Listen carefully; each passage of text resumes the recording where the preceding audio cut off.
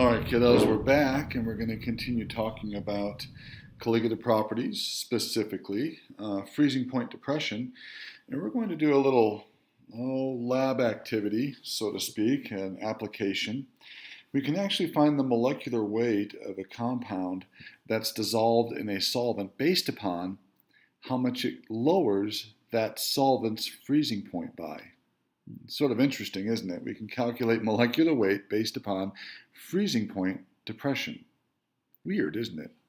Well, anyway, let me do this for you, see if we can make some sense of it. If we take 23 grams of an unknown compound and dissolve it in 1,000 grams of water, now this 23 grams we're going to say is non-volatile. Right? It's not going to be evaporating away. And it's also non-ionic, because remember we showed a little while ago, if it's ionic, boy, the particles split up and we can end up having a greater concentration of individual particles than we can if it were to be molecular as opposed to ionic. At any rate, we'll say it's non-volatile and non-ionic. The freezing point's observed to be negative 0.93 degrees Celsius, so that's obviously lower than the freezing point of pure water. So to find the molecular weight, we need to know two things. One thing we need to know is the mass of the solute. Now you'll see in these types of problems that's always given, and in this case they tell us that it is 23 grams.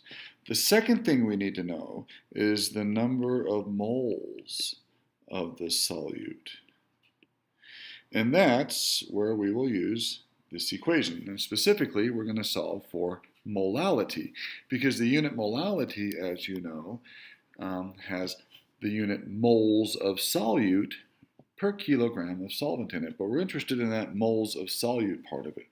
So if we solve this equation for the molality, we end up with the freezing point change divided by the KFP, and that will tell us the molality of the solution. So the freezing point change, we know, is 0.93 degrees Celsius. And the freezing point constant, well, we can look that up, right? The freezing point constant for water, we know, is 1.86 degrees Celsius per molal.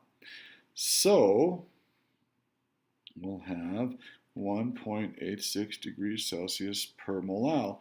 And you'll see that the unit, degrees Celsius, cancels out, and we're left with the molality of our solution. So the math on this actually is pretty nice.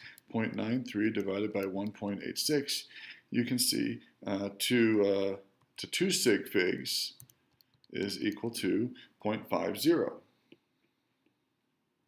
Now, we're not nearly finished with the problem. We just know the molality of the solution.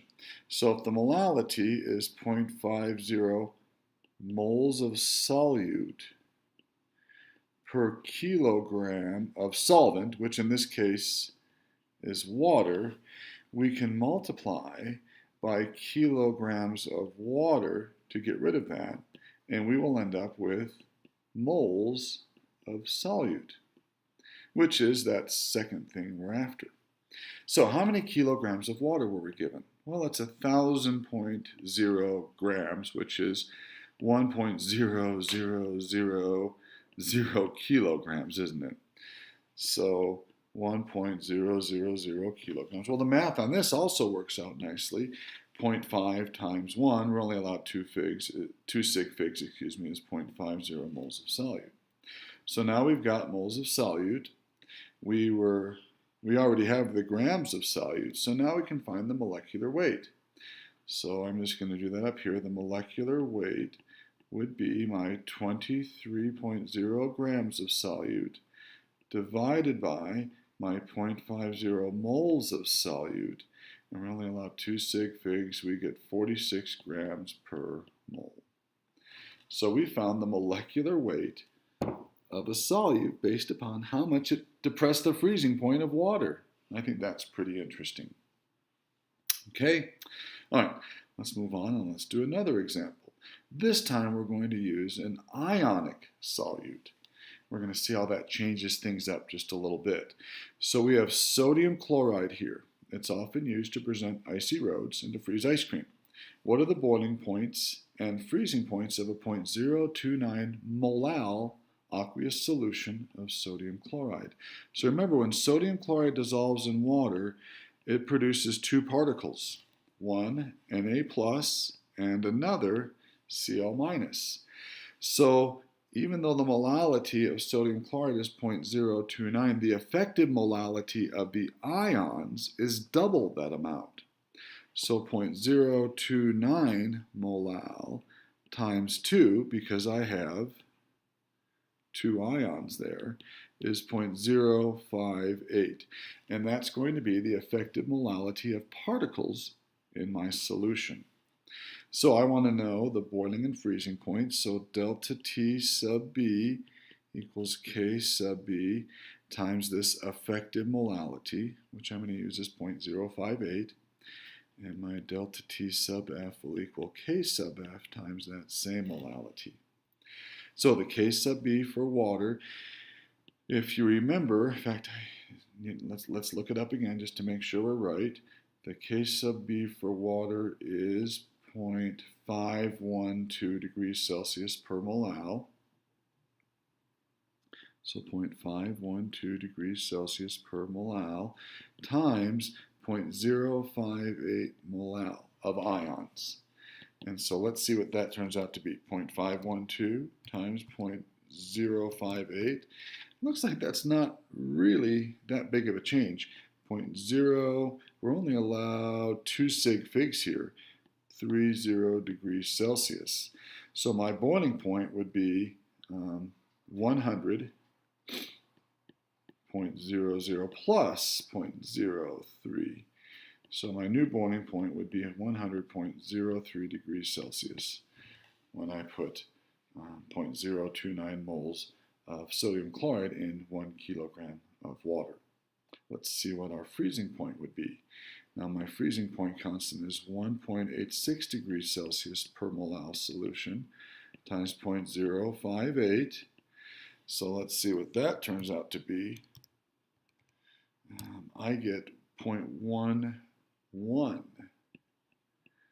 degrees Celsius. So we're going to take 0 degrees Celsius minus 0.11, and that would give us a negative 0.11 degrees Celsius for the new freezing point.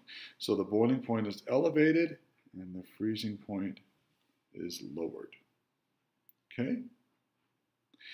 All right. Now the last colligative property we're going to talk about, number 4, is called osmotic pressure. Now, osmotic pressure is the result of particles that are dissolved in water and the movement of that water through what we call a semi-permeable membrane. Now, a semi-permeable membrane is it's like a atomic filter almost, or molecular filter. Some particles can flow through that semi-permeable membrane. Other particles, because of their size, cannot. So if you take a look at this tube right here, it's covered by this semi-permeable membrane. If you look at that from the molecular viewpoint, you can see tiny little pores in that semi-permeable membrane. Small particles like water can move back and forth. Bigger particles, like solute particles, maybe these are sugar particles, they can't. They're stuck.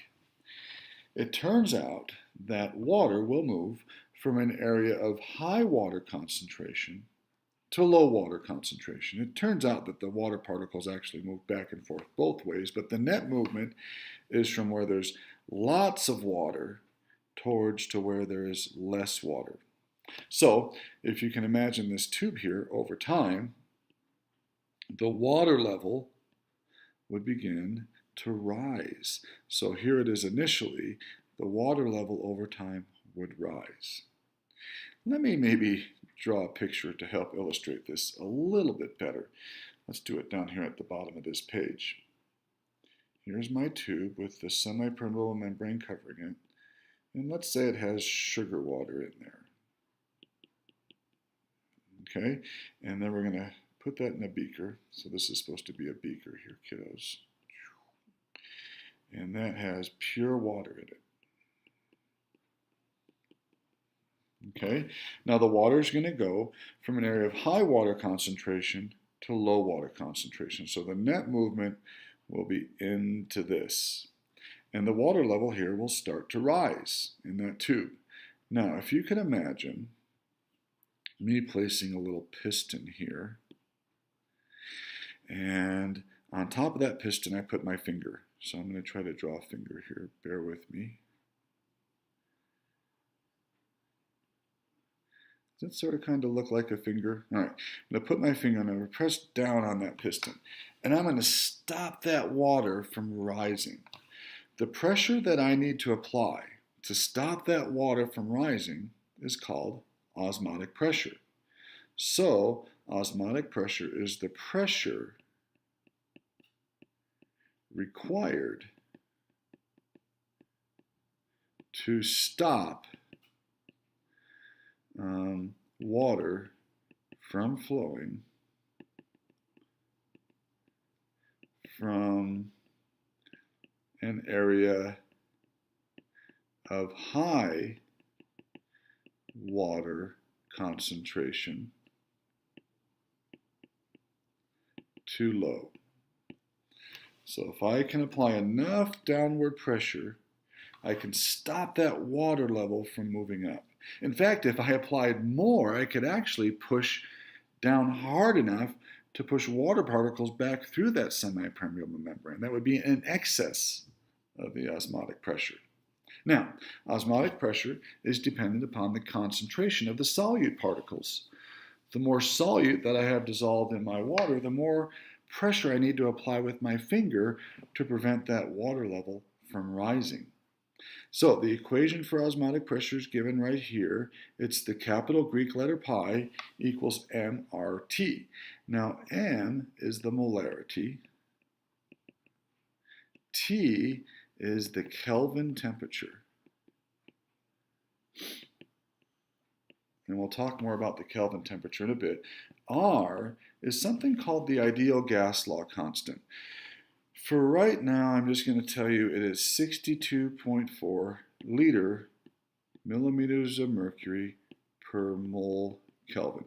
It's just a constant, and we'll talk about that later in the year. So let's take a look at this example, number 25. We have 96 grams of solute. It's dissolved in enough water to make 0.75 liters of solution at 25 Celsius. The osmotic pressure of the resulting solution is 119 millimeters of mercury. So that's how much pressure I need to add to stop that water from flowing up. What is the molecular weight of the solute? Now remember, to find molecular weight, we need to know two things, grams and moles. One of those two things is always given to you. Do you remember? Yeah, that's right. Grams are always given. And here we can see I have 96.0 grams of solute. So I just need to find the number of moles. So I'm going to use my osmotic pressure equation, and I'm going to solve it for molarity, because molarity has the unit moles of solute in it. So molarity would equal the osmotic pressure divided by R and the Kelvin temperature. Now the osmotic pressure is 119 millimeters of mercury. We're going to divide that by R, which is that constant number, 62.4 millimeters of mercury per mole Kelvin. And the Kelvin temperature is simply the Celsius temperature plus 273. So my Kelvin temperature is 298 Kelvin. So let's do the math. We can see that Kelvins divide out, millimeters of mercury divide out. I'm left with moles per liters of solution, which is my unit for molarity. And let's see what we get here. 119 divided by 62.4 divided by 298. That gives me, if I did my math right, 0.006. Looks like we're allowed three significant figures, 640 moles of solute per liter of solution. Okay, so that's my molarity. I'm not done yet. I need to find moles of solute. This is moles per liter. So let's take my molarity, 0.00640 moles of solute per liters of solution, and multiply it by the liters of my solution, which remember is 0.750. And that will leave me with moles of solute. So times 0.750, and I get 0.00480 moles of solute. So now I can find my molecular weight. Now, fair warning before I do this, this is often used to find the molecular weight of proteins in the laboratory setting. And proteins have huge molecular weight. So when I'm done with this, I expect to have a pretty big number. So 0.00480 moles. Let's see what we end up with. 96 divided by that number, and we're going to round it off to 3 significant figures. I get 20,000 grams per mole. 20,000 grams per mole. Now significant figures, we'd say 2.00 times 10 to the 4th grams per mole. And that actually sounds pretty reasonable for the molecular weight of a protein. Okay? All right, kiddos. Well, I think that's good enough for today. In the next video, I think we're going to take some time and we're going to practice some of these because I'm not quite sure you're all on board with me. So I promise to do some practice problems in the next video. So we'll see you soon. Bye-bye.